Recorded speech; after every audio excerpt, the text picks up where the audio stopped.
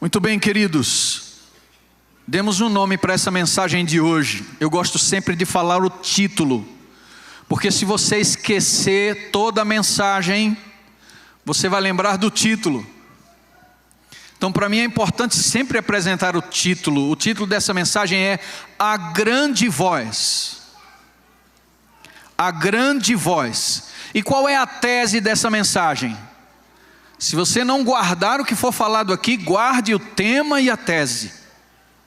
A tese é a seguinte: nosso compromisso com o Evangelho hoje é a referência para a composição dos crentes que Deus usará para dar o último chamado ao mundo através da grande voz. Então não esquece isso. Se a gente for embora agora, leva isso com você. Vou repetir. Nosso compromisso com o Evangelho hoje, queridos. Você está comprometido com o Evangelho? Então o teu compromisso e o meu compromisso com o Evangelho hoje é a referência para a composição dos crentes que Deus usará para dar o último chamado ao mundo com a grande voz. Louvado seja o nome do Senhor. De cara eu quero desafiar você a pensar um pouco sobre isso. Porque eu confesso que todas as vezes que eu ouvia falar de pregação do Evangelho na igreja, principalmente na minha juventude, eu tinha um pouco de medo, insegurança. E eu pensava, como é que eu posso sair pelo mundo pregando o Evangelho? Será que é isso que Deus espera de mim? Será que você já teve esse tipo de pensamento? Como é que eu posso ser mais útil no Evangelho? Isso trouxe para você algum tipo de insegurança? Eu quero contar uma história muito linda para você agora, que aconteceu quando a gente chegou aqui hoje. Uma história linda. Quando eu cheguei, logo quando eu cheguei, eu estava tentando estacionar a moto ali fora, e o irmão chegou para a gente e disse: olha, coloquem todas aqui embaixo, está reservado para vocês. E aí eu fui manobrar a moto, e a minha esposa, que tem um pouquinho de dificuldade de locomoção, pegou a sua bengala e disse: neguinho, vai lá ajeitar a moto que eu me viro aqui, vou caminhando que eu vou até o banheiro lá atrás. Aí eu disse: tá bom, o corredor de vocês aqui é bem grande. E ela veio caminhando devagarzinho aqui. Quando ela chegou aqui na mediação dessa porta, uma criancinha com o nome de Chloe.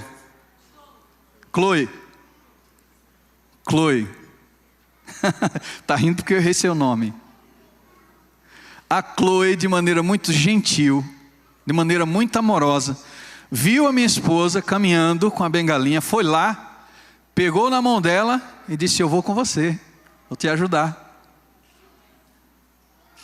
Isso é tão especial, queridos. Me perdoem, porque toda vez que eu vou pregar e falo dessas coisas eu me emociono. E ela foi com a minha esposa até o banheiro, foi fazendo perguntas: por que você está assim? O que aconteceu com você? Tão pequenininha, mas eu acho que hoje, por ser Dia das Mães, a gente deve homenagear as mães também, através dessa história. Porque eu acredito que a mãe e o pai devem ensinar para a Chloe esse gesto de gentileza, de empatia, de altruísmo. Porque eu estou começando a mensagem de hoje com essa pequena história. E quando a minha esposa estava contando, eu disse: isso é para o meu sermão. E peguei e coloquei aqui, para não esquecer. Sabe por quê, queridos? Porque quando a gente recebe o chamado de Deus para tomar parte ativa no Evangelho, a gente pensa em grandes coisas. Como é que eu vou fazer para dar estudos bíblicos o resto da minha vida? Como é que eu vou fazer para ser um grande conferencista, quando na realidade Deus está nos chamando para usarmos o que temos para fazermos a diferença na vida das pessoas? E isso faz a diferença. Alguns meses atrás nós estávamos numa outra igreja, e eu estava tentando estacionar novamente a minha moto. E alguém viu que eu estava na rua da igreja, alguém da igreja viu que eu estava na rua da igreja, com dificuldade para estacionar. Ela tinha estacionado o carro dela lá, uma jovem. Aí ela se aproximou de mim e disse: ponha a sua moto aqui. Minha moto é um pouquinho maior do que o normal. Põe aqui.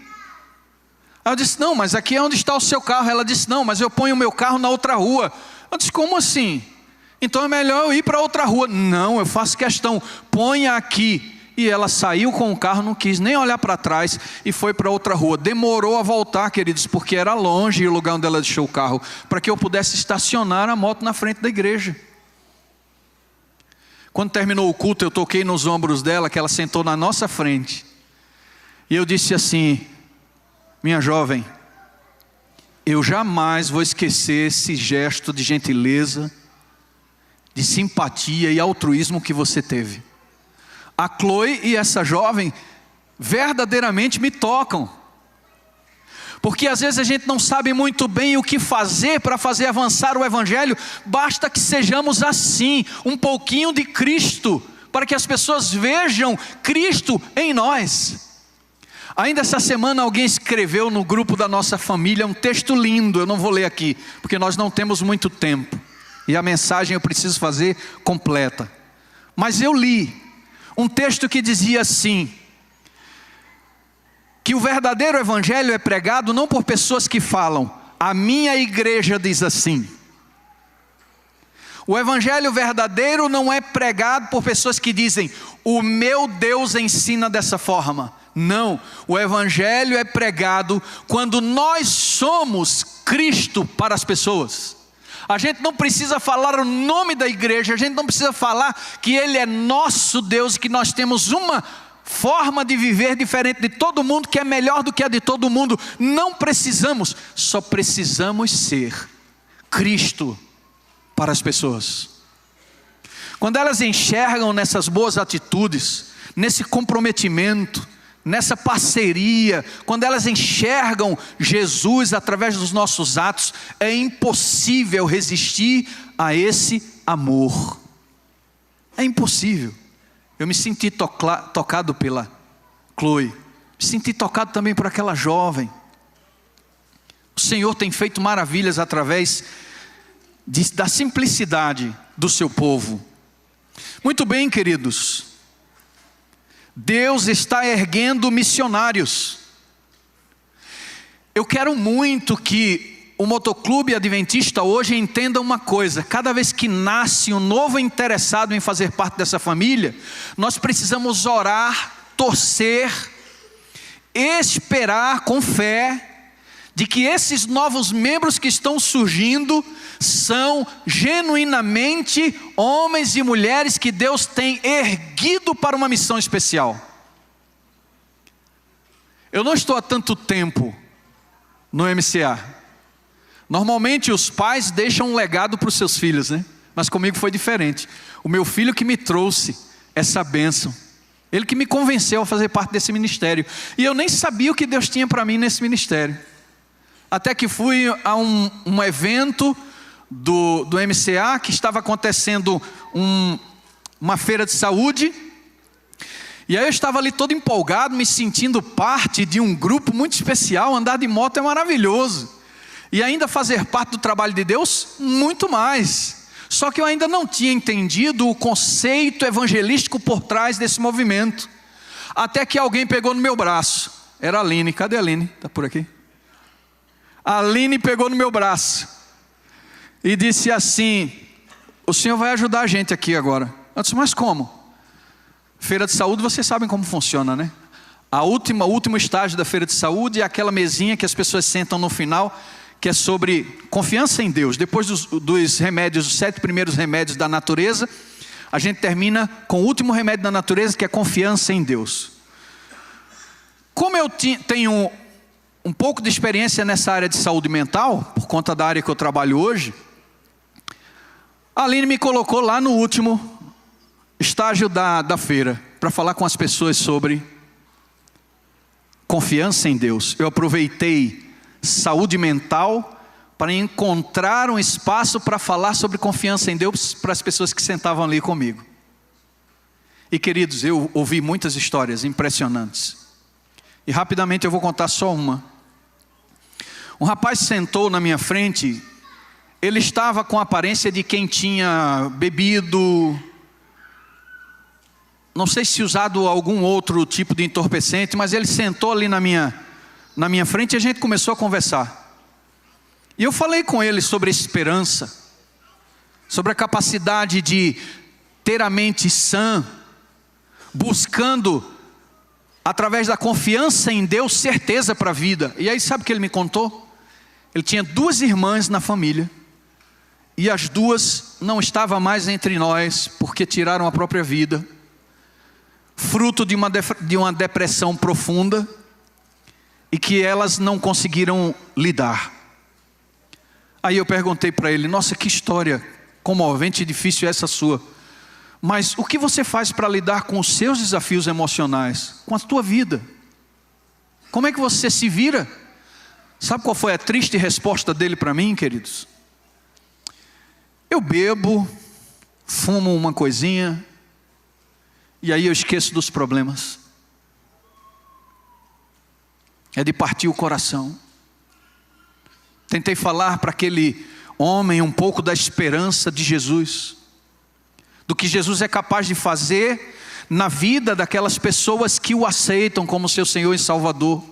Falamos um pouco a respeito de confiança em Deus com Ele, e presenteamos a Ele com o grande conflito, com aquele grande conflito especial que o Motoclube tem, uma edição com um motoqueiro na capa assim, bem bonito, parecendo o final do mundo. Entreguei na mão dele lá, e eu oro para que Deus, de alguma forma, em algum momento, em algum lugar, tenha um encontro pessoal com ele, e faça ele perceber que a verdadeira liberdade é aquela que somente o Filho promove, o Filho de Deus.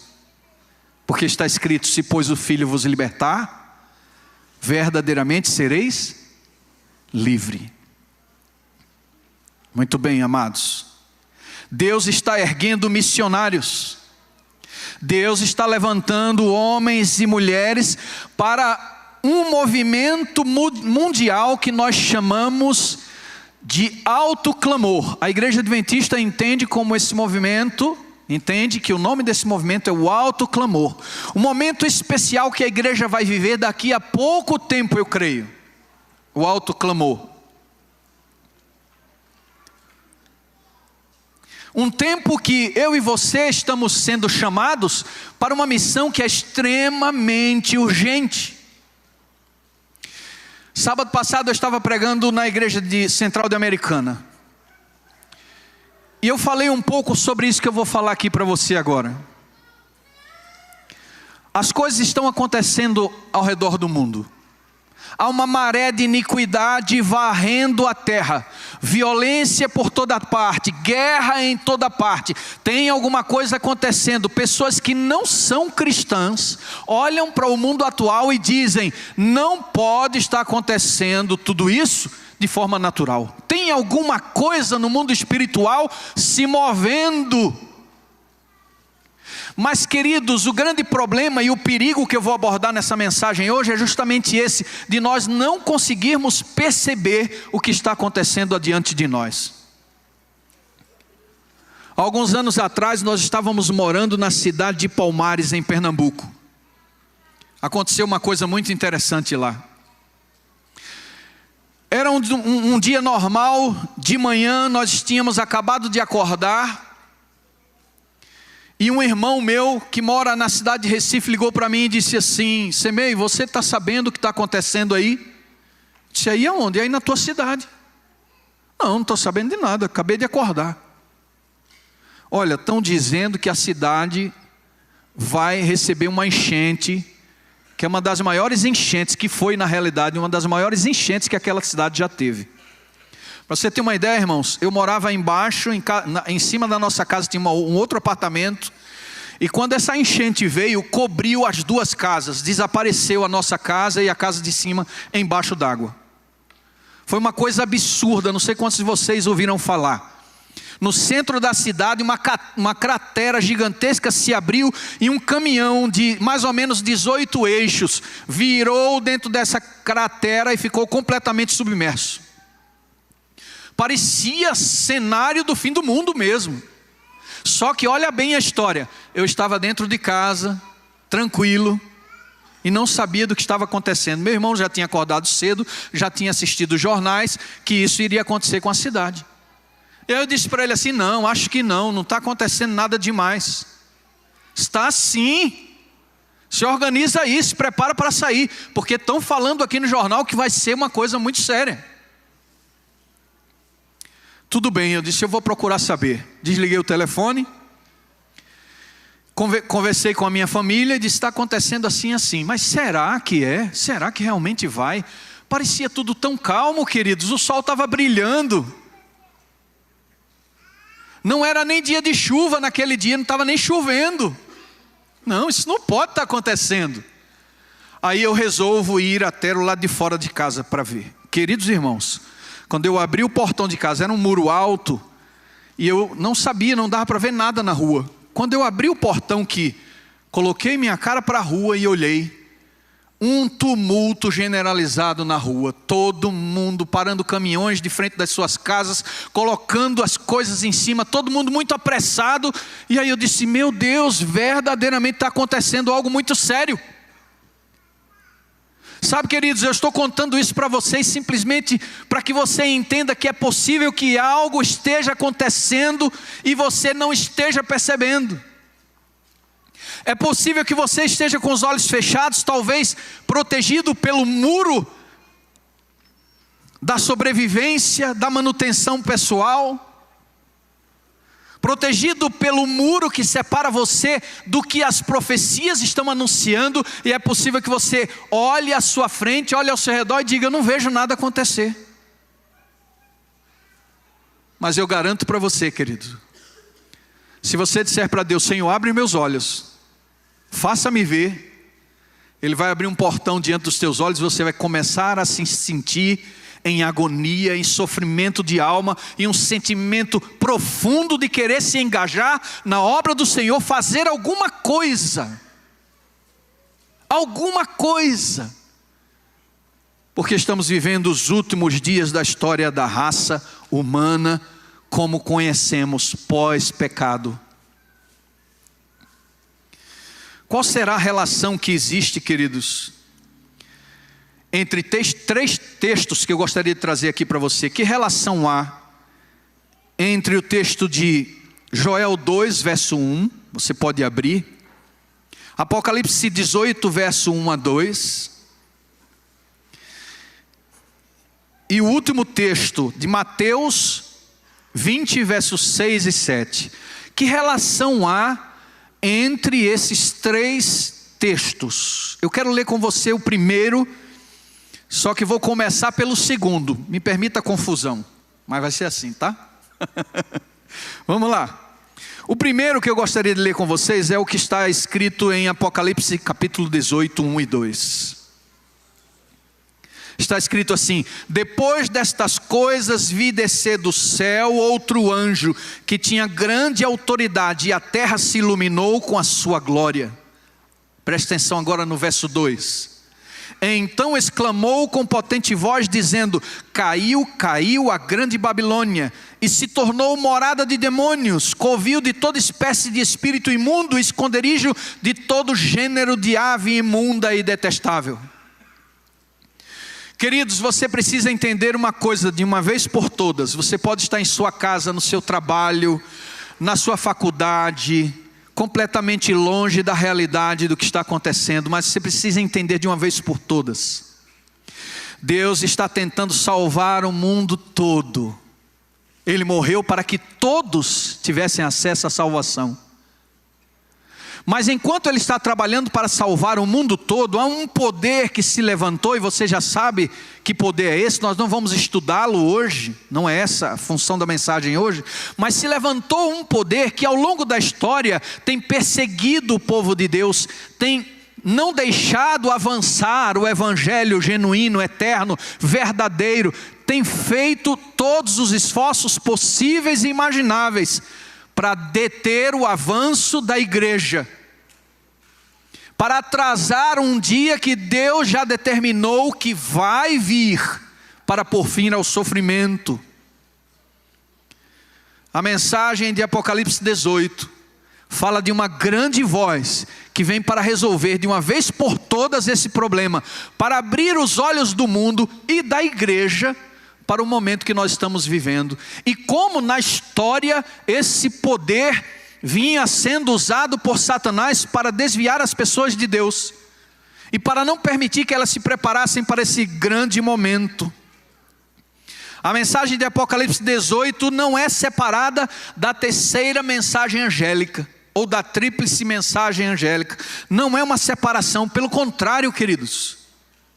A mensagem de Apocalipse 18 é uma mensagem de Deus ao mundo, principalmente para a igreja, de que essa mensagem tríplice que deveria começar a ser pregada desde 1844, e é assim que tem acontecido, só que nós estamos pregando com as nossas condições.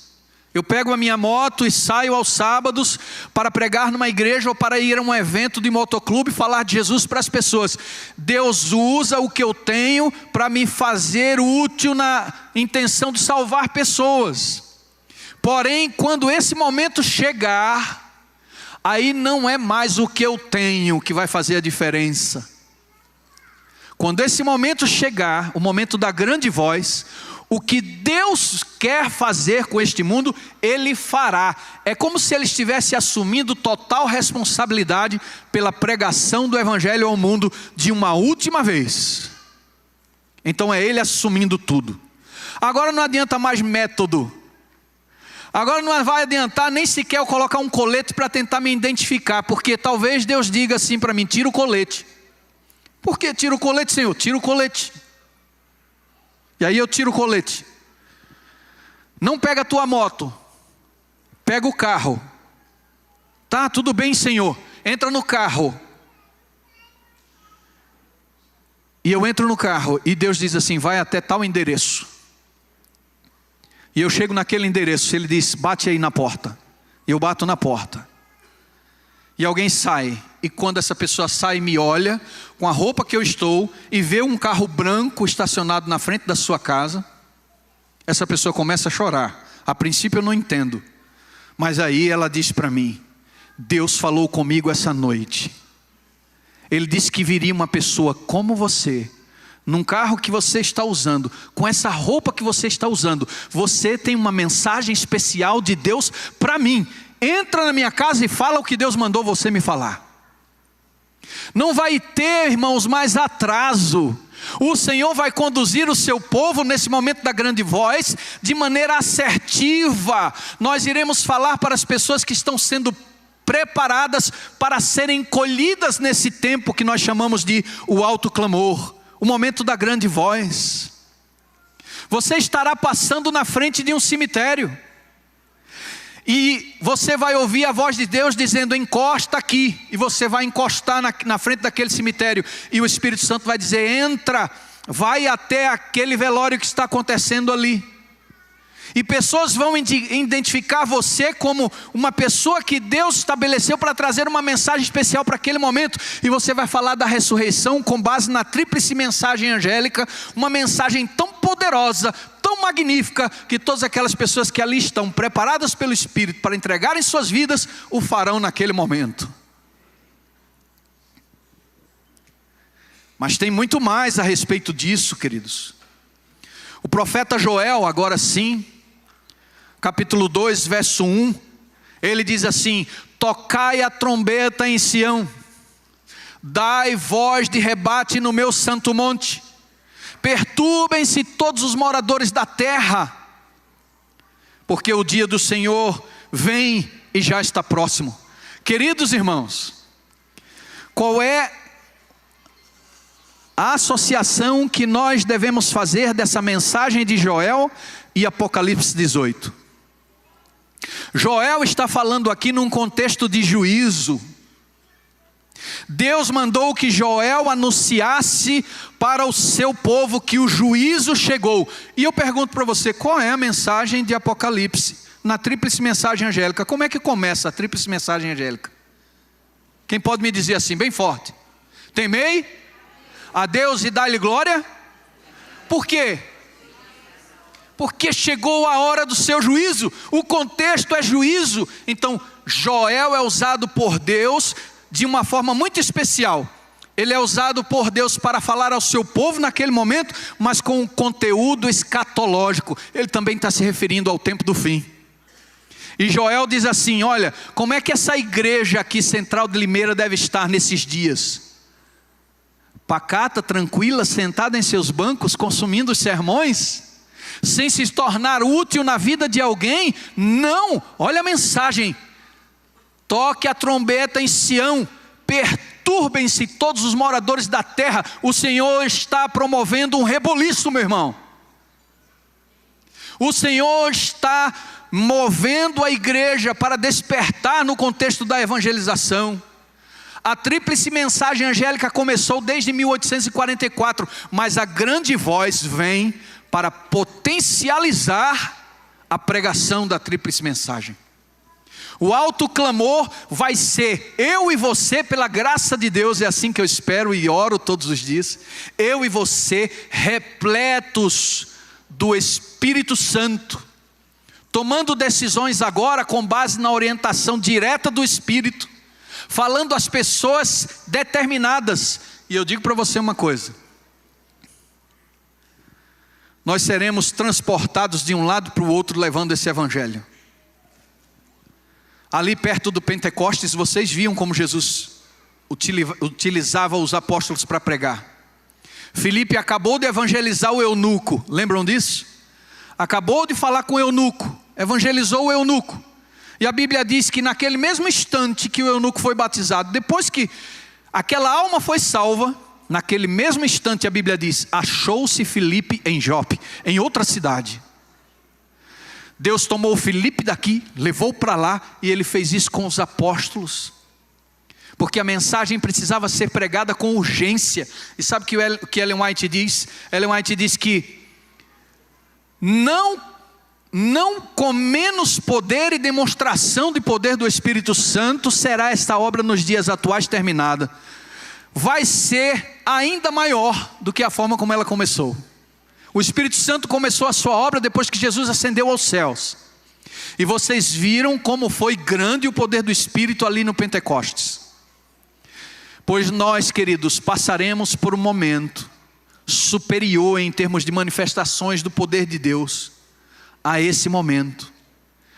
E a Bíblia é clara em dizer que toda a terra será iluminada com a glória de Deus por causa dessa grande voz que vai alcançar o mundo inteiro. Então Mateus 20, versos 6 e 7, traz uma história que Jesus contou a respeito dos trabalhadores da última hora. Os trabalhadores da última hora. Nós a conhecemos também como a hora undécima. O que significa isso? É como se fosse às 11 horas da noite. Já pertinho da meia-noite. Deus promoverá em toda a terra, o que, queridos? O levantar de missionários, homens e mulheres, cheios de fome, de sede e de justiça, para pregar às pessoas o que está acontecendo nesses últimos dias e o que virá logo após esses últimos acontecimentos. Eventos finais, página 201, diz assim: a mensagem do anjo segue-se à proclamação da terceira mensagem angélica. Segue-se a mensagem do anjo, que segue a proclamação da terceira mensagem angélica, é dada para unir-se à voz do terceiro anjo, dando poder e força à sua proclamação. A mensagem do segundo anjo é repetida, com a adição das corrupções que têm entrado na igreja desde 1844. Então o povo de Deus se fortalece com essa mensagem, estuda essa mensagem, se prepara para falar sobre isso, e enquanto ela está se preparando, e eu diria até assim, treinando, falando para as pessoas a respeito dessa tríplice mensagem angélica, nos dias de hoje, aí eu volto para a nossa tese. Enquanto eu e você estamos engajados em fazer esse trabalho ainda com uma concessão menor, pequena do Espírito Santo, mas estamos envolvidos, estamos engajados, o que acontece, queridos? Nosso compromisso com esse evangelho hoje é a referência para a composição dos crentes que Deus usará para dar o último chamado ao mundo com grande voz. Então eu tenho que estar engajado. Não importa se eu estiver na porta da igreja ali, na recepção, dando um abraço a um visitante que chega. Alguém que ninguém nem sequer se apercebeu que entrou na igreja. Mas eu estou lá, eu percebo a pessoa entrando, eu estou com meus olhos atentos. Senhor, me ajuda, me usa. Eu costumava dizer às pessoas que iam participar comigo numa programação na igreja: você vai orar? Sim, sou eu que vou fazer a oração inicial. Aí eu dizia para essa pessoa assim: olha, vai ali no cantinho e ora. Não entendi. Vai ali no cantinho e ora. Pede a Deus para te usar no momento da oração. Você vai cantar? Vai ali no cantinho, ora. Senhor, me usa. Senhor, eu quero ser instrumento.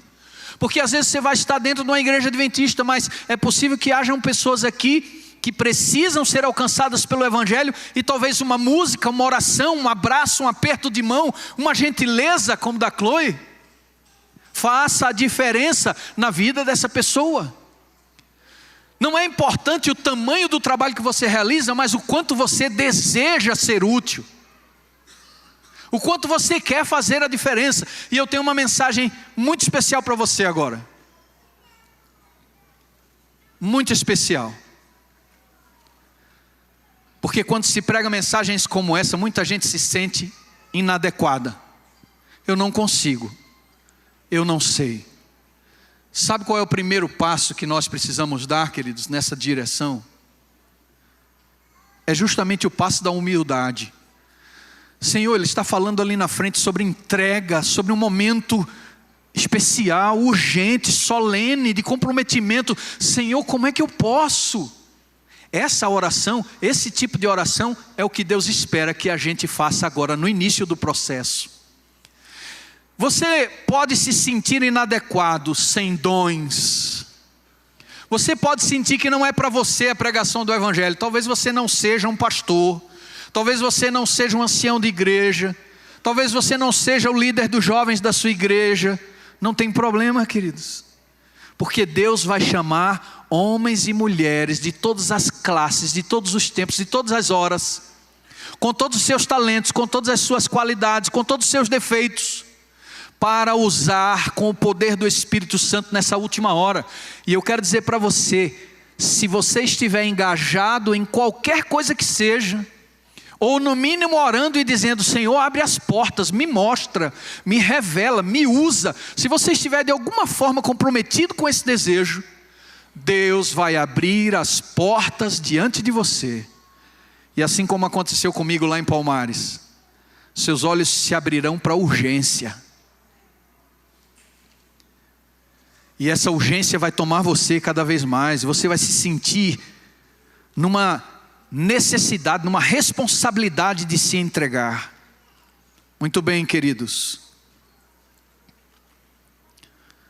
O céu está soando o alarme. A trombeta está sendo tocada. E quando Joel diz assim, dai voz de rebate no meu santo monte. Sabe o que significa essa frase no original? Segura aí, meu irmão.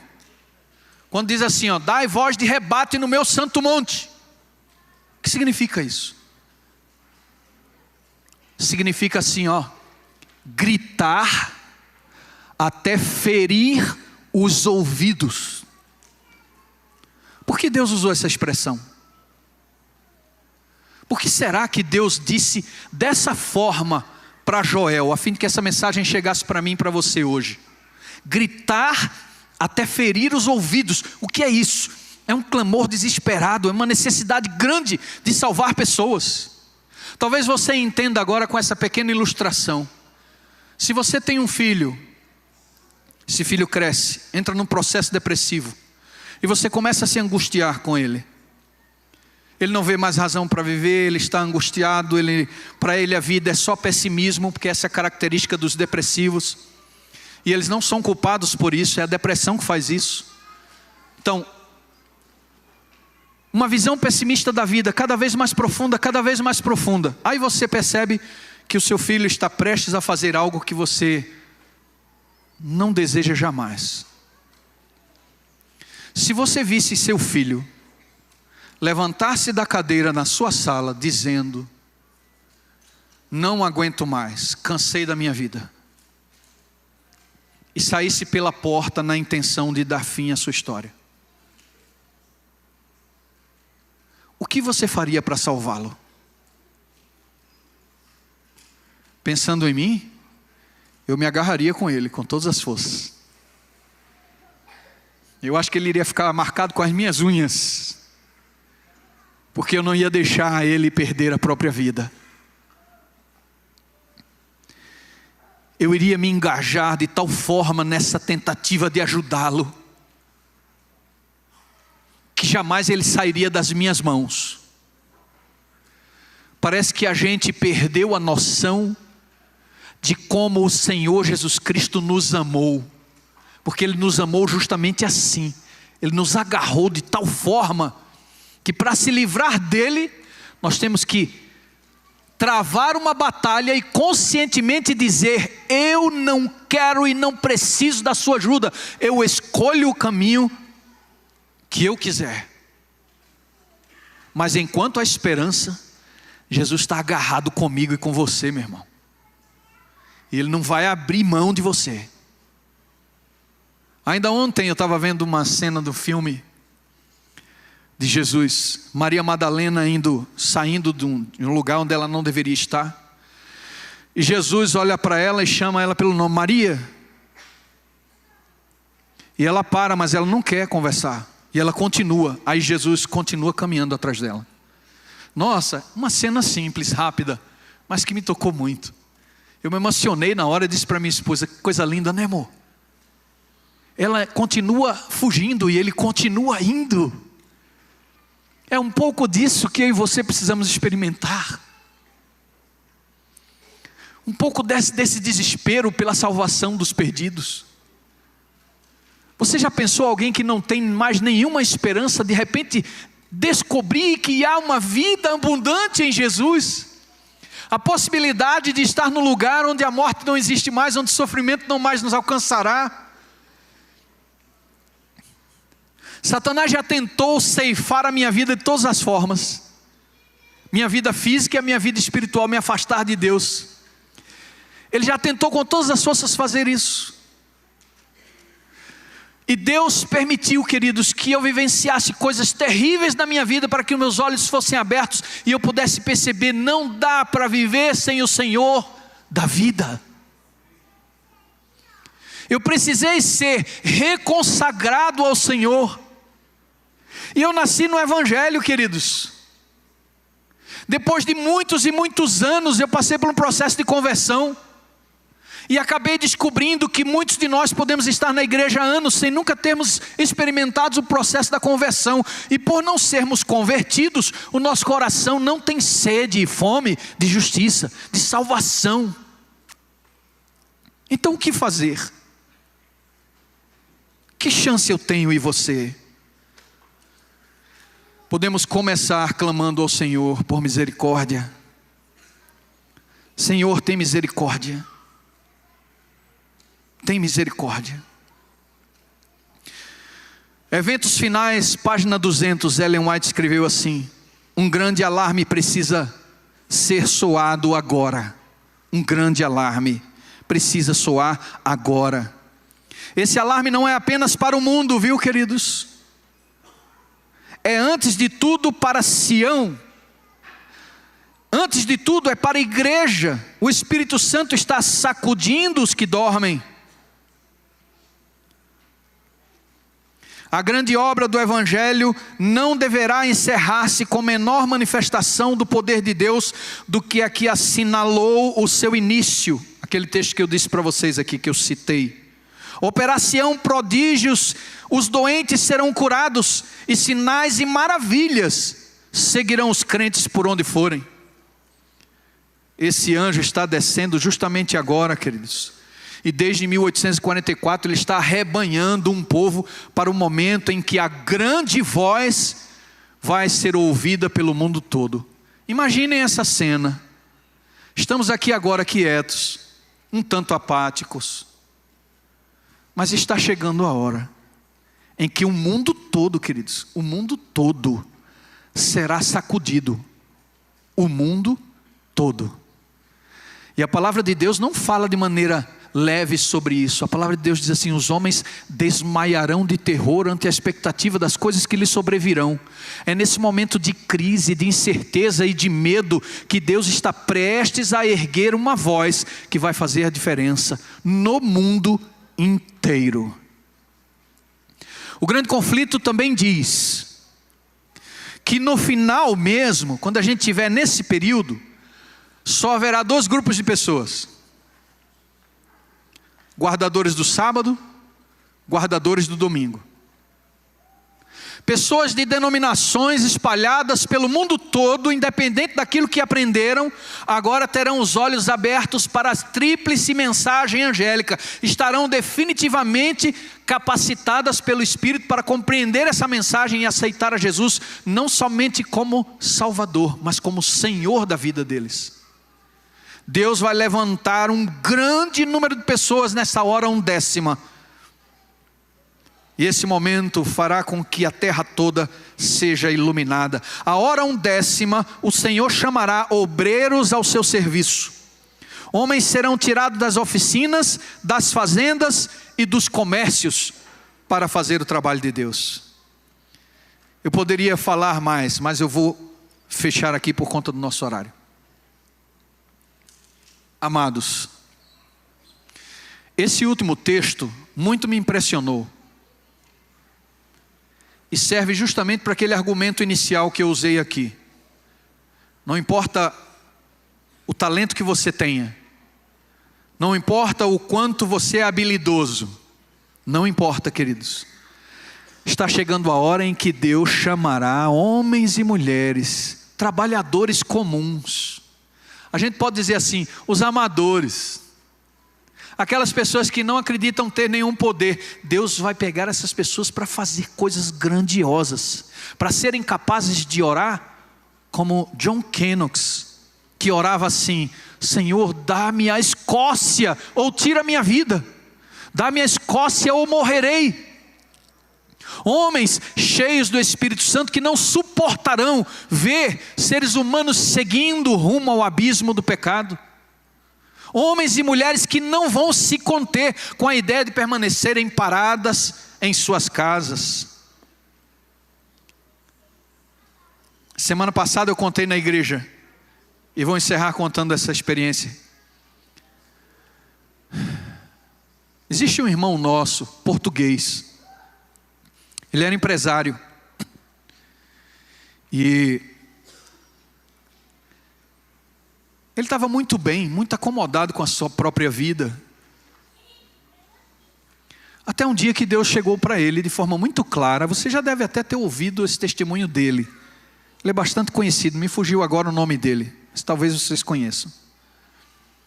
Ele ouviu a voz de Deus claramente dizendo para ele assim: chegou a hora de você se desfazer do que você tem e dedicar-se 100% à obra da pregação. Ele tomou um choque. Senhor, é sério isso?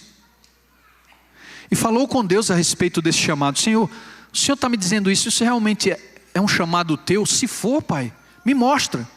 Você tem que vender a sua empresa e dedicar 100% do teu tempo para preparar as pessoas para o fim. Vender as empresas, Senhor. Então, Senhor, vamos fazer assim, para que eu tenha certeza. Se eu tiver que vender essa empresa, Senhor, manda alguém, porque não é fácil vender uma empresa.